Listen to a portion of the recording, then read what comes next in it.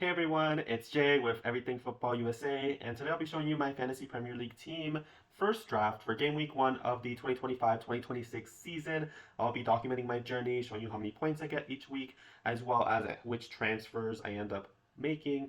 And feel free to share your teams in the comments below, and feel free to subscribe if you want to join me on this journey. So let's dive right into our first draft.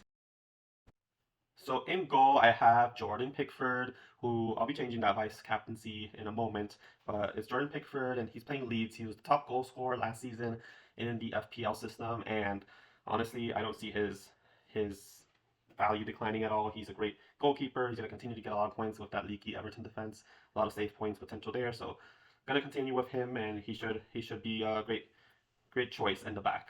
And the defense, I went with three defenders. My first one is at Nuri, who has joined the Manchester City from Wolves, who I should be playing his former club Wolverhampton Wanderers in his first game, and it should be he should get a lot of assists. He got a lot of assists with the Wolves, a team that has not produced a lot of attacking returns in the past, so there should be a lot of potential there, even with the Pep rotation. Second is Wan-Bissaka. He has a Sunderland game, first game up, and he's at 4.5. I think that's great value, and honestly, undervalued. He should be performing well with West Ham and producing a lot of great points. Third, we have Frimpong. So he just joined Liverpool, favorable matchup against Bournemouth. He should be starting in the back there. I think he's probably the straight replacement for Trent Alexander-Arnold, and he should be getting a lot of attacking returns as well as defensive returns. So dual threat there. In the midfield, I went with four. For my starting lineup, I have Cole Palmer, who has been icy cold or icy hot in the Club World Cup, scored a lot of goals, played phenomenal in that last game against PSG. He had a great season last season, and I don't see him stopping. He's been great, and so he's my first pick. Second pick is Wirtz.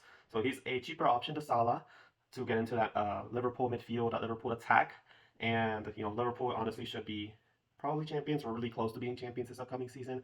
So there'll be a lot of attacking returns to go around. I think he should be involved in many of them, and he's my alternative to Salah. I didn't have him in my draft, as you'll see.